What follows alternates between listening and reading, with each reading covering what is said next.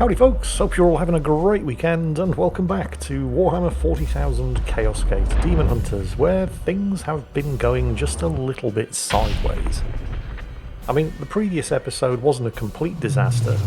In fact, considering the amount of shit that I got myself into, I think I managed to extract myself from the shit reasonably well, but the problem was my mishandling of the various different patrols and groups of enemies meant that I had to fight all of them at the same time and got just a little bit overwhelmed.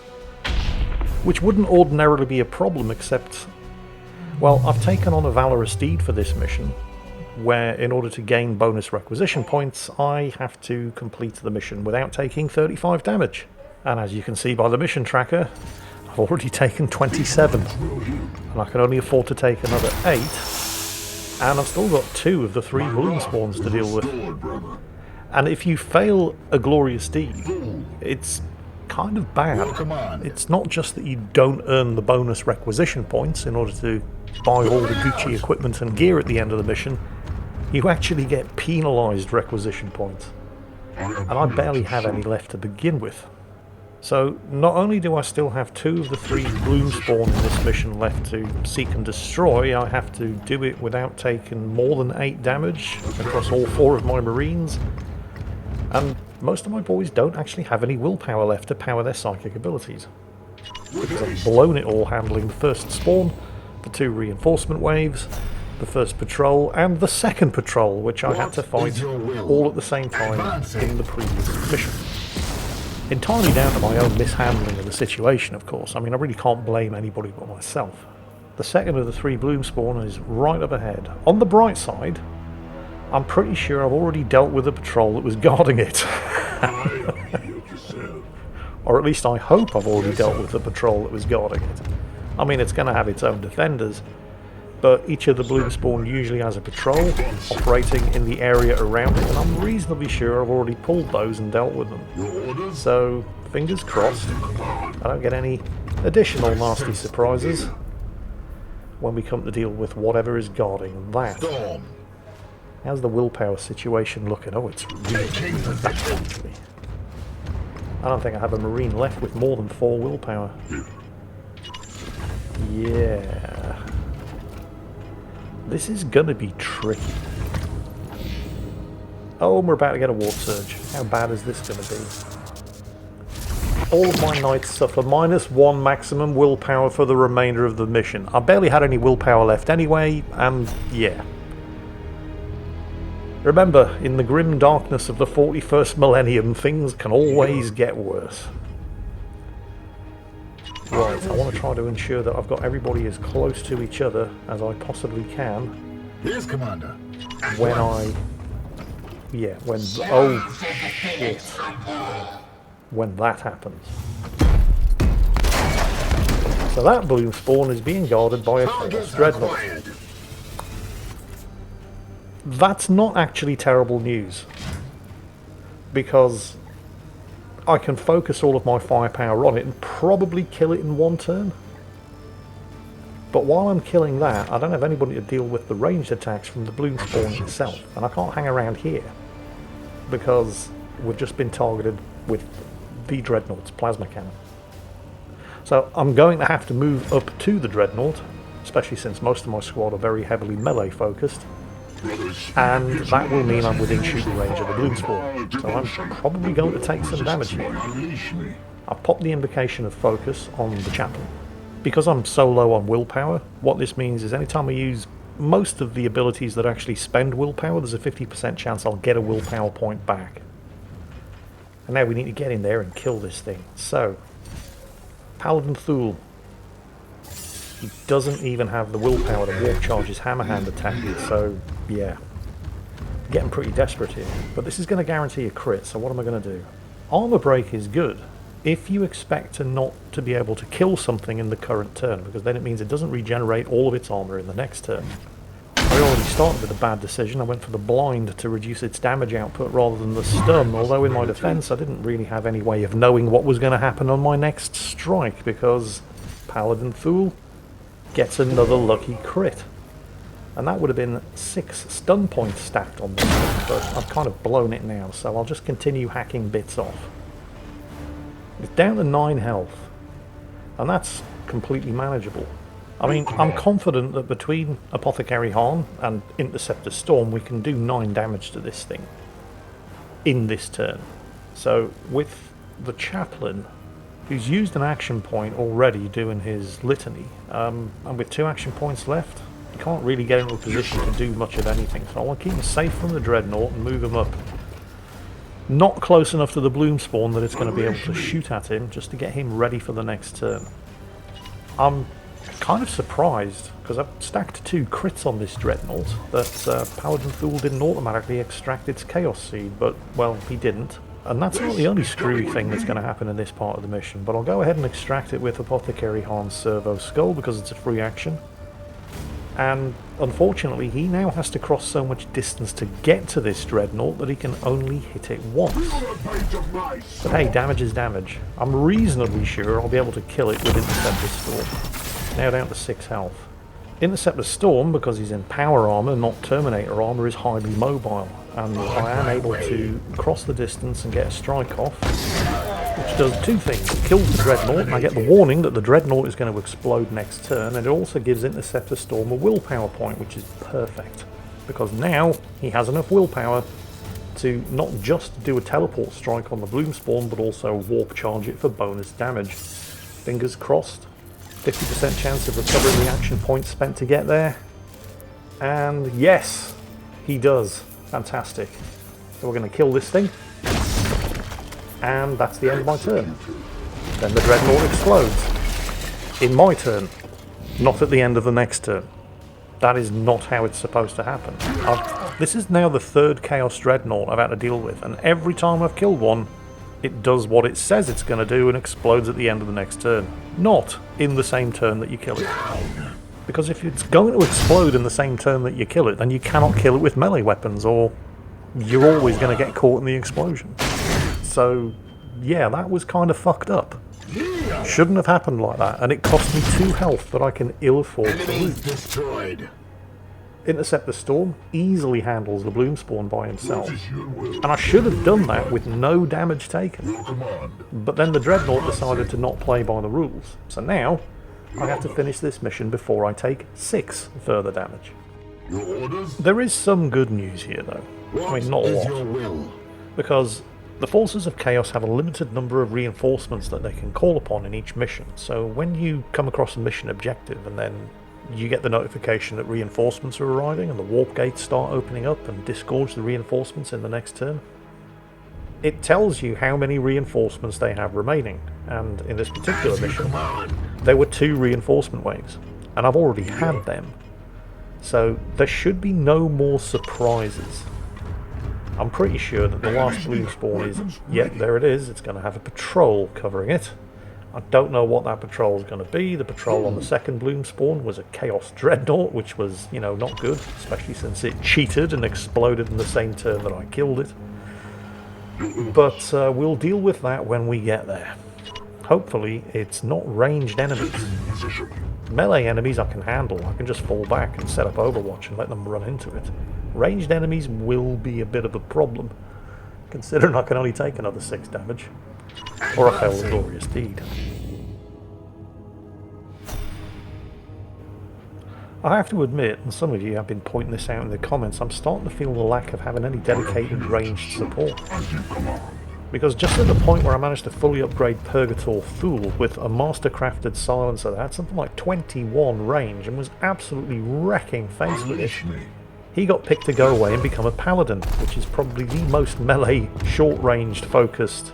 Oh yeah, here we go. Typical. Just when I didn't need ranged enemies, I got a Chaos Champion with a plasma pistol and a Death Guard Plague Marine with what looks like a hazard spray. No, no, no, no, no, don't do it! Oh, come on. This is a huge problem. I now have to cross that area of plagued ground, costing valuable action points, which I would prefer to use to hit people with in order to get to the patrol. I'll go ahead and extract the Chaos Seed first though, since it is a free action. I may as well get it while I can. Not only that, I'm guaranteed to not have enough action points to actually kill anybody when I get there. Interceptor Storm is all the way at the back when I really should have led with him at the front to reduce the distance he has to cross in order to get a teleport strike off. And the Bloom Spawn and all of its Guardian Seed Pods will be hitting me with armor-piercing plagued attacks while I'm doing it. So... shit. I think I'm going to have to take a different approach here.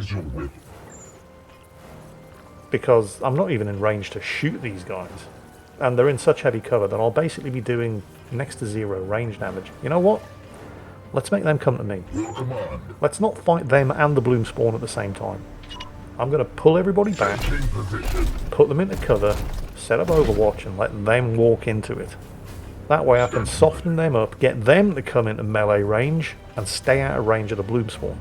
If I had enough willpower left on Chaplain Storm, I could guarantee this would be successful by getting him to provoke them, which would make them basically forget they have range weapons and charge the Chaplain. I could put him right at the back, cover him with multiple zones of Overwatch, and just carve them up as they lose their shit and rush in order to try to melee him. But I don't have enough willpower. So this is my next best option. Right, let's just make sure I get this Overwatch set properly. Come and have a go if you think you're hard enough. Oh, Apothecary Harm still has an action point.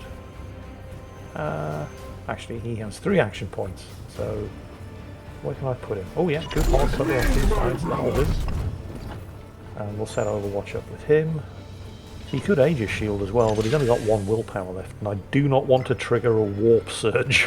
The Warp meter's already at 70%. Paladin Thule will do his defensive zone thing.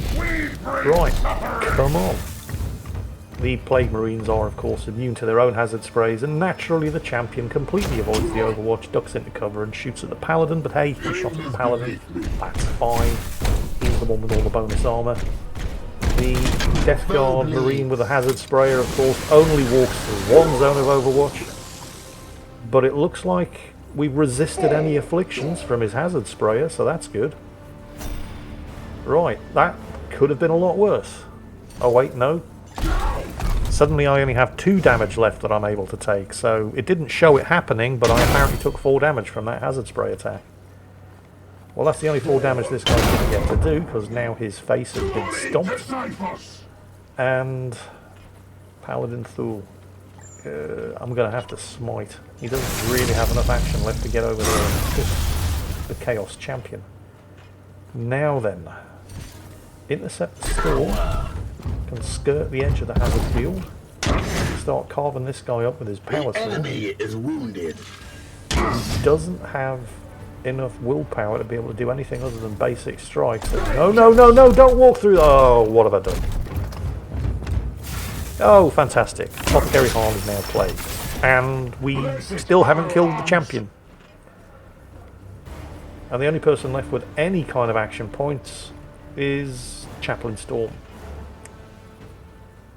So I need to move him to somewhere, because he doesn't have enough movement to get in there, because it's just too crowded. He's going to have to walk through the plague field. And he doesn't really have the movement to get near to the Chaos Champion in order to kill him with a melee attack. So I need to move him to somewhere that isn't too close to the Bloom Spawn, so the Bloom Spawn doesn't shoot at him, but where he can take a shot while still having an action point left at the Chaos Marine, and hope that the Chaos Marine isn't in heavy enough cover that it means the Storm Bolter does 0 damage. And that's the only spot available, and he's in so much cover that the Storm Bolter is going to do 0 damage. Oh gosh. So all I can do is set up Overwatch. Apothecary Harm takes 3 damage from the Plague, and then gets smacked in the face by the Chaos Champion, who does walk into the Overwatch, and due to that and a combination of a reaction attack from Intercept the Storm, means he's dead, but I have now failed the glorious deed. So that's kind of bad. But what's worse is Apothecary Harm is continuing to take damage from the Bloom Spawn, because of course he and Intercept the Storm are actually now in shooting range. There's a Warp Surge. The Bloom Spawn gains +5 armor. And if I'm not very careful, I'm going to lose Apothecary Harm here. And he doesn't even have enough willpower to heal himself, but he does have enough willpower, precisely 1, to do the endurance biomancy, which gives it plus 25 resistances, but more importantly, it purifies any existing afflictions. So that's removed the plague before it kills him in the next turn. I think I need to get Apothecary Harm the hell out of there. I mean, just to clarify, if he gets reduced to 0 health, he's not dead. He's a Marine, but he will take a critical injury. And there's a limited number of critical injuries that your Marines can take before you have to recover their gene seed and send their bodies back to Titan for recycling. At this point, it doesn't matter if I take any further damage. Well, it doesn't matter if I take any further damage on anybody other than Apothecary Harm, because any further damage on him and he is down. So, yeah. Apothecary, would you like to maybe move your arse over here and just sit the rest of this one out? Don't worry, the rest of the boys can handle this. They can't handle it without taking any further damage, of course. They can handle it, and it doesn't matter if I take any further damage now, as long as nobody suffers a critical injury. So let's finish off this bloom pod and carve up the bloom spawn. And honestly, you see this other thing back here? How the fuck that thing has enough range to intercept a storm from all the way over there? Those things are supposed to have a shooting range of 14 squares. Does that look like 14 squares to you? I mean, maybe, but it doesn't look like it. There were all kinds of screwy things going on in the second half of this mission. Critical melee strikes not extracting seeds. Dreadnoughts exploding a turn earlier than they were supposed to. Suspiciously long-ranged bloom pods. I would have still failed the Glorious Deed thanks to my total mishandling of the first bloom spawn in the previous episode. But still, no sense in crying about it. It is what it is, and it was mostly my fault. So let's finish this thing off with a good chaplain. Face the music. The foe bleeds. Good show. The source of this corruption has been cleansed. So to the unworthy. And the bad news is, I can't remember how many requisition points I had going into this mission, but it wasn't a lot. Not that bad actually. I had 4 going into this mission. I failed the Glorious Deed, but I still came out of it with 5. It only cost me 1, which means I can actually afford some of the gear. Oh, hang on a second, a tier 3 warding stave for the Librarian. When upgraded, this thing's going to do 5 damage on a regular strike, plus 1 damage on a force strike. His Aegis Shield's going to get plus 2 bonus armor, and his regular melee attacks are going to have 25% bonus crit. I am having that sucker. Librarian Foros is going to be most pleased. Oh, and Apothecary Harm not only survives the mission, but he also gets a promotion. He's now going to be maximum rank. So these are the last 2 ability points I'm going to get to spend on him. Where am I going to put them? Down at the bottom of the screen there's some bonus willpower there that I can't actually get to with 2 ability points. It would cost me 3. There it is. That's a bit of a shame. You know what? I think I'm just going to upgrade his health and mobility. Plus 4 hit points, which is quite a bit, and 1 extra point of mobility, and then that is it for Apothecary Harm. In other good news, I did also get 10 servitors for successful completion of that mission, even though I failed the Glorious Deed, which means I can get the Augurium repaired and get those Prognosticars back online. And it's only going to take 6 days. Now this leaves me with 9 servitors, but with the ship's Manufactorum up and running in 6 days, I will have generated another servitor, so I'll have the 10 that I need to fully upgrade the ship's gun batteries. So I can actively start hunting those Chaos strike cruisers that are patrolling the expanded sector. So a technically successful mission, even though the first half was a bit of a disaster.